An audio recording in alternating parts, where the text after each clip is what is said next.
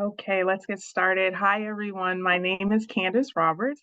I'm the program manager for the FAS, which is the Foreign Agricultural Services International Agricultural Fellowship Program. This is the second year of this program. This program was formerly known as the FAS Diversity Fellowship Program, but the name was changed this past year. So thank you so much for coming today to hear about our program and all of the wonderful fellowship opportunities. So just to explain what FAS is very quickly, FAS International Agricultural Fellowship Program, or we call it IAFP, it prepares individuals for careers that link U.S. agriculture to the world, and they enhance export opportunities and global food security. This program is funded by the USDA, but it's managed by our team here at Howard. Just to learn a little bit more about what FAS is. So FAS is one of the diplomatic corps of the United States. There are 4 diplomatic corps. FAS is through the USDA. It's FAS Agricultural Attaché. They serve as the eyes, the ears, and the voice of American agriculture around the world. And they are the frontline professionals representing the Department of Agriculture at nearly 100 overseas U.S. diplomatic posts. So that's a little bit of what they do. Let's continue. All right, so what we're looking for individuals like you, individuals who are interested in a career in the FAS Foreign Service, but also interested in international business, international economics, agricultural business, international relationships. We are interested in people that have a strong commitment to public service. Sometimes when people think of the Foreign Service, they think of these jobs as opportunities to travel, but we have to always remember that this is an opportunity to serve our country, to serve the greater good. We are interested in people who want to live and want to work abroad, because this job allows you, like I said, to travel, to work at various embassies and consulates around the world. You can have any undergraduate major. You can come from any discipline that you want to, although economics, business, or agriculture are the most common of many of the applicants. Okay. And just the program was created because we encourage applicants to be members of minority groups or historically underrepresented communities, because we would like the goal is for our diplomatic corps to reflect what the American population actually looks like. So eligibility requirements for this program: you have to be a U.S. citizen. U.S. citizen because these fellowships lead to federal employment, and you're required to get a top secret clearance and all those things. And so being a U.S. citizen at the time of application is required for this. You have to have a cumulative GPA of a 3.2 or higher, and you have to be seeking enrollment in a 2-year master's program starting next fall, and that's fall of 2024, in a US-based university, and you must major in agribusiness or agricultural economics. So if you've already seen our application, you know that you have a little bit of time. Our application closes October 12th. If you have any questions about the process, we are always here. You can always reach out to our team. So just to explain a little bit about the process and what happens after you apply and once the application closes. Our application closes October 12th, as I've stated. We're going to select finalists around mid-November, and then we'll interview the finalists early December. We will select our fellows by December 8th, and then next summer there will be an orientation. The orientation will take place about late May, early June, and then fellows will start their graduate studies in the fall of 2024. So our fellowship overview: you receive you receive a large financial package, up to $42,000 annually for your 2-year graduate program, which covers towards the university tuition, room, board, books, etc. Remember, you have to major in either agribusiness or agricultural economics.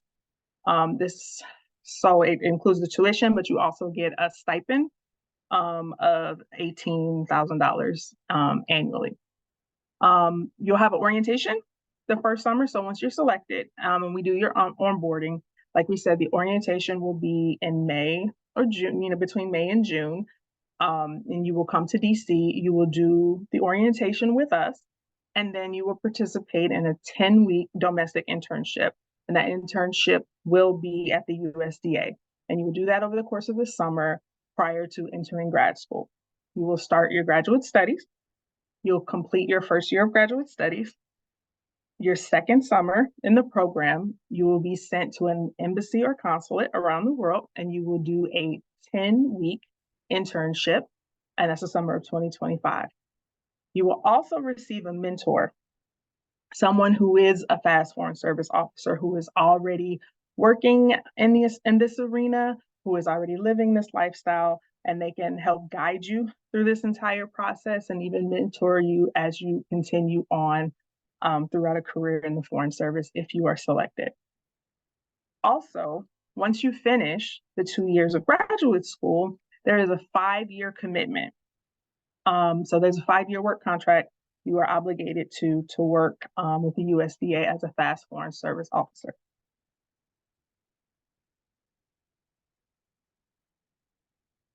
So online application is reviewed by a committee. We will have a committee that's going to review your writing or personal statement, your work, extracurricular activities, your honors award, your coursework, letters of recommendation, economic status, and all of those things. I'm going to leave this up because there is a slide that talks about the application a little bit, but it doesn't go into detail. So I'll keep this up for notes for me so I can just explain a couple things, especially about the letters of recommendation. You need 2 letters of recommendation, one, an academic, somebody who can attest to your academic success, and then like a personal one or somebody that like a work or community leader who writes one for you. Now, in the application, there's a portion where you put that person's contact information in and it will send to them. Please make sure you let them know that you are sending them this link so that they can upload or add your recommendation letters, because sometimes we don't want your application to be disqualified or be missed because the person who you were sending the recommendation asked to miss the email. So make sure, I'm looking at this and that reminded me, so I just want to make sure that I let you know that. And then as far as economic status, you are required to fill out a FAFSA. If some of you have been out of school and haven't done it in a while, that's okay, but you're still required to fill out the FAFSA. The one for this academic year, it won't be open by the time the program closes. So you have to do it for the 2022-2023 academic year. All right, so now to continue on. So then there's the final rounds. Like I said, we will let you know in December if you were accepted. If applicants are accepted, there will be a panel that will review, there will be a group exercise, and there will be a timed written exercise. And we will let all finalists know by December 8th. So as I stated before, there are some obligations in being accepted into this fellowship if an applicant is accepted and would like to move forward. So you have to obtain and maintain a security and medical clearance. This is very important because you're going to need this to be able to work in your field. If you cannot attain a security clearance or a medical clearance in the beginning, you cannot progress within the fellowship.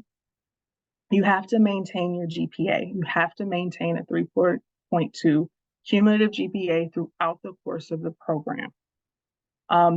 You also have to meet the USDA's entry requirements. So there is a foreign service exam. We talk about that with the fellows, and we help them through the process of that, answer any questions they may have on that.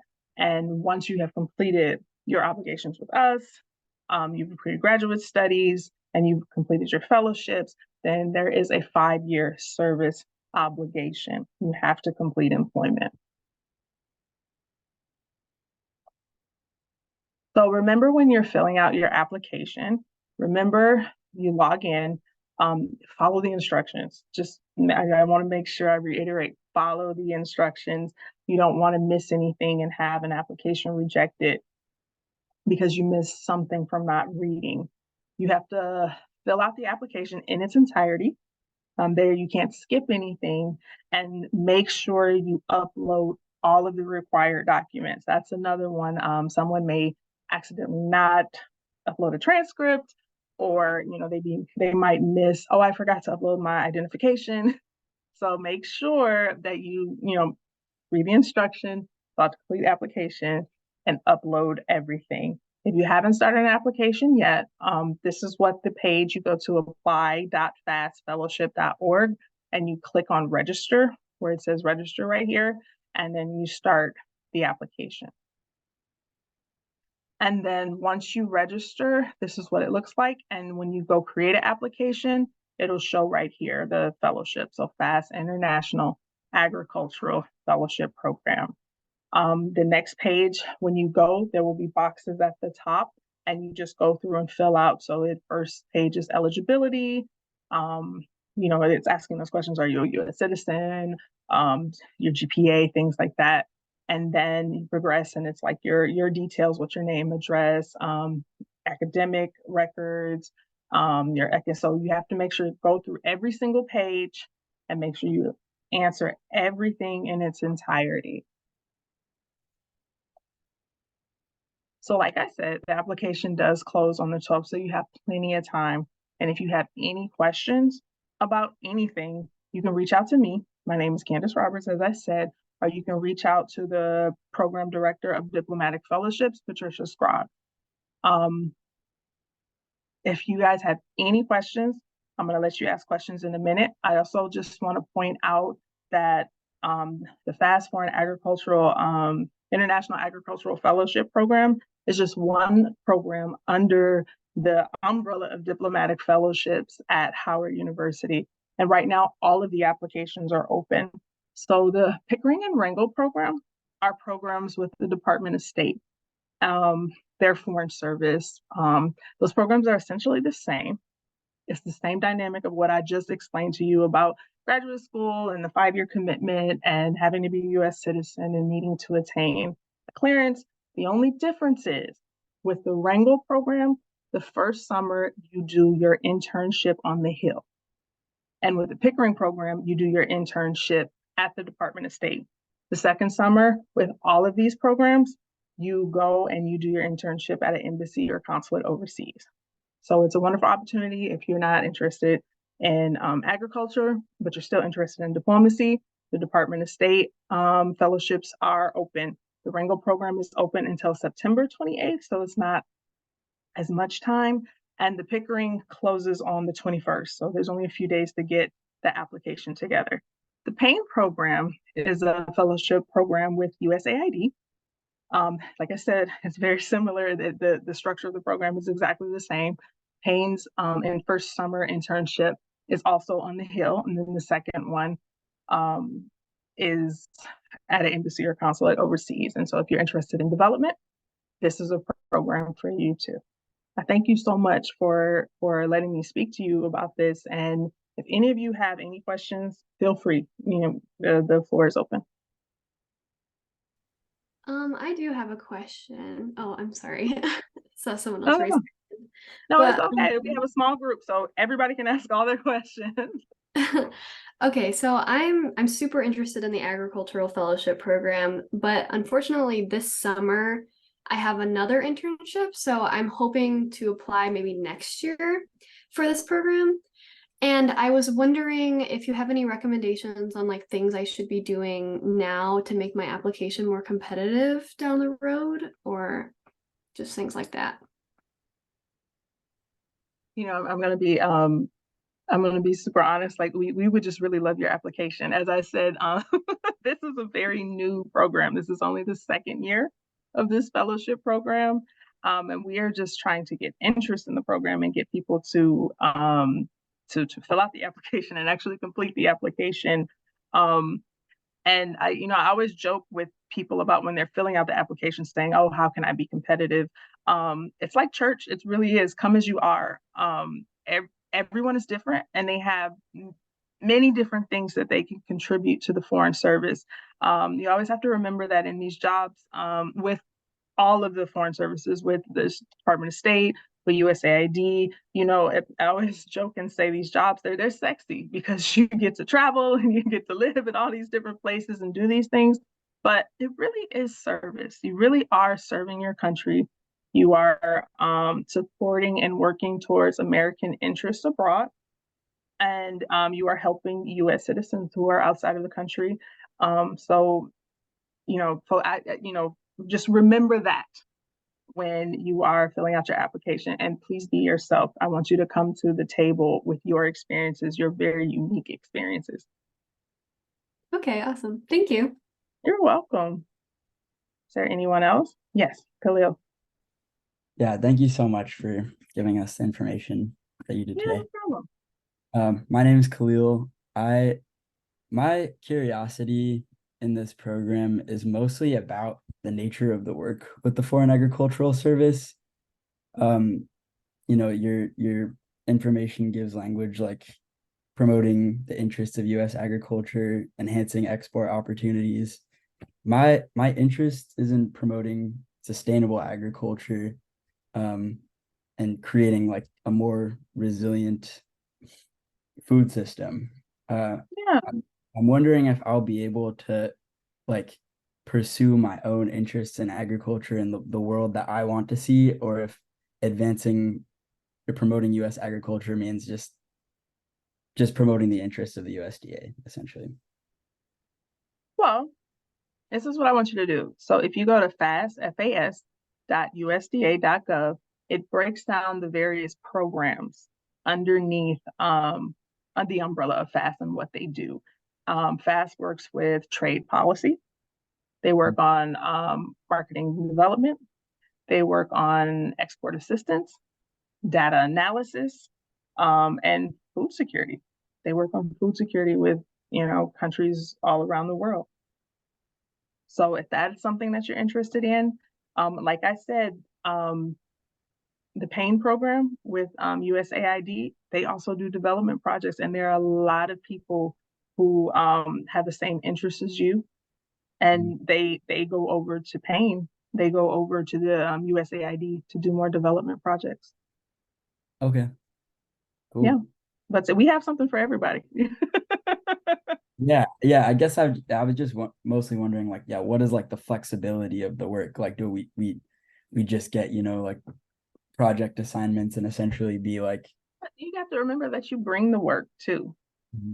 You understand? It's like your contribution. You're helping keep things. We always need new ideas. We always need new innovations. We always need new contributors. We all know that with everything in our country, like there's always a better way. Yeah. And so we need those ideas to come into our foreign service. Okay. So don't be discouraged. Please don't be discouraged. As long as I feel like I'll be able to make a contribution and to fight for what I believe in while I'm in that role, then I think it would be a good opportunity. And I think that's a wonderful way to serve our country. Thank you. Yeah. Thank you, Khalil. Are there any other questions?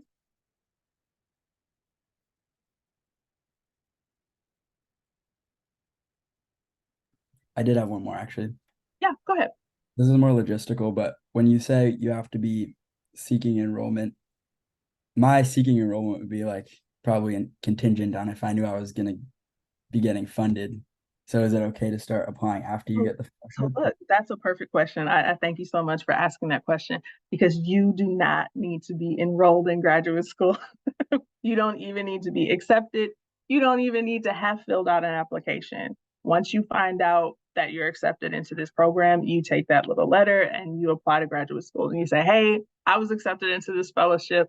What can you do for me? We have partner institutions. If you go to our website, you can see partner institutions where a lot of our fellows from the first cohort already attend. So no, you definitely do not need to have a graduate school in mind or be enrolled at this moment. Yes, focus on this application and then look at for grad school. That's a perfect question. Thank you for asking. Oh, I have another question. Yes, ma'am. This is just about curiosity. So, like for the international internships, Mhm. what locations are they? And is there like a language component because you're going to be abroad? I'm just kind of curious. So with our interns, no, there is no language training. Um, when you become a foreign service officer, I know with the Department of State, there's definitely language training.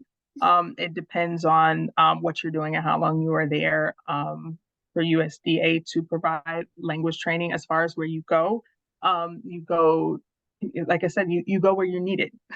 You go where USDA has a large representation. Not all embassies and consulates have a representative for USDA. Um, let's see, for example, countries like Morocco do, um, London does, the Dubai does, I think Thailand does.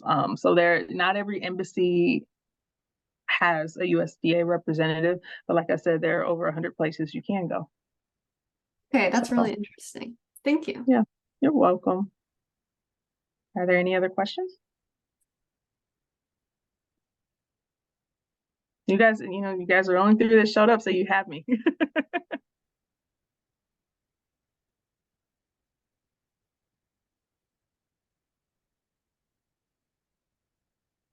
Well, if you don't have any other questions, like I said, thank you so much for showing up and just having interest in all of the programs that we do here at Howard University under diplomatic fellowships. Again, my name is Candace Roberts. My email address is Candace with an I .roberts@howard.edu. If you have any questions at all, you can reach out to me. I will answer you. Our application closes October 12th. So you have plenty of time to get all of your information together. Please remember to read through the entire application. So don't miss anything. You have to fill in every single thing in the application and make sure everything is uploaded. Do not miss anything with uploading, even the FAFSA. If you haven't done it, you have to do the FAFSA. You have to upload your STAR report. Okay? Thank you. I want to thank you guys. Thank you guys so much for showing up. Yeah, thank you for the information. Appreciate it. Yeah, no problem. Have a good evening. Thank you. You're welcome. Thank Bye. you so much. You're welcome. Bye. Bye.